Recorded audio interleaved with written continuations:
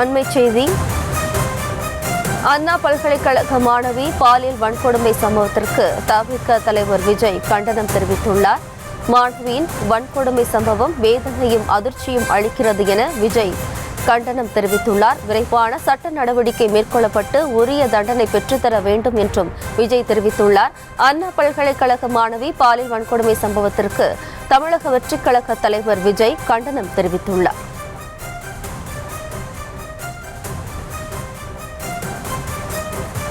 அண்ணா பல்கலைக்கழக மாணவி பாலியல் வன்கொடுமை சம்பவத்திற்கு தமிழக வெற்றிக் கழக தலைவர் விஜய் கண்டனம் தெரிவித்துள்ளார். கூடுதல் விவரங்களோடு நமது செய்தியாளர் சுப்பிரமணி இணைகிறார். வணக்கம் சுப்பிரமணி. மேலும் வணக்கம்.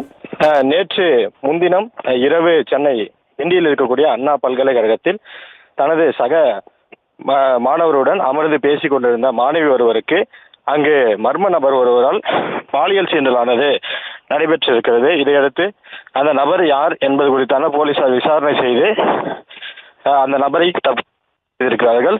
இதன் அடிப்படையில் பல்வேறு அரசியல் கட்சி தலைவர்கள் அவர்களுடைய கண்டனத்தை பதிவு செய்து வருகிறார்கள். அந்த வகையில் தமிழக வெற்றிக் கழக தலைவர் விஜய் கண்டனம் பதிவு செய்திருக்கிறார்.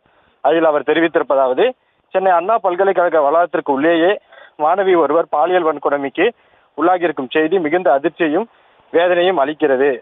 மாணவியை வன்கொடுமை செய்தவர் கைது செய்யப்பட்டிருப்பதாக காவல்துறை தரப்பில் தெரிவிக்கப்பட்டிருந்தாலும் அவர் மீது விரிவான விசாரணை மேற்கொண்டு உரிய தண்டனையை பெற்றுத்தர வேண்டும் என தமிழக அரசை வலியுறுத்துகிறேன். மேலும் இக்கொடூர குற்றத்தில் வேறு எவரேனும் ஈடுபட்டிருந்தாலும் அவர்கள் மீது உரிய நடவடிக்கை விரைந்து எடுக்கப்பட வேண்டும்.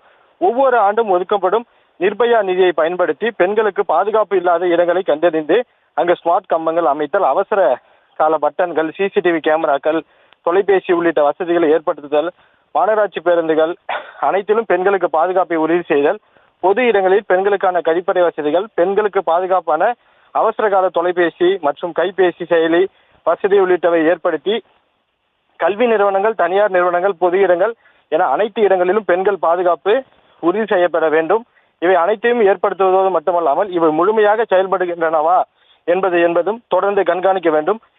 இவற்றை செய்வதில் எந்தவித சமரசத்திற்கும் உடன்படாமல் தகுந்த பாதுகாப்பு முன்னெச்சரிக்கை நடவடிக்கைகளை மேற்கொள்ள வேண்டும். எந்தவித சூழலிலும் பெண்கள் மன வலிமையுடன் தங்களை தாங்களே தற்காத்துக் கொள்வது தொடர்பாக போதிய சட்ட உதவி மற்றும் உளவியல் சார்ந்த விழிப்புணர்வை ஏற்படுத்துவதும் அவசியம். இந்த விழிப்புணர்வு பெண்களுக்கு அவர்கள் கல்வி பயிலும் காலகட்டத்திலே அரசு ஏற்படுத்தி தர வேண்டும் என கேட்டுக்கொள்கிறேன் என்றும் தெரிவித்திருக்கிறார்.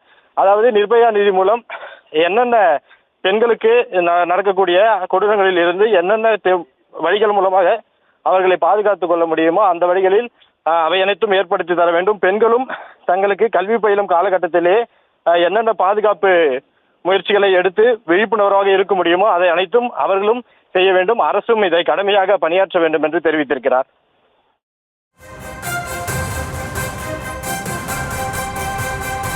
விவரங்களுக்கு நன்றி சுப்பிரமணியன்.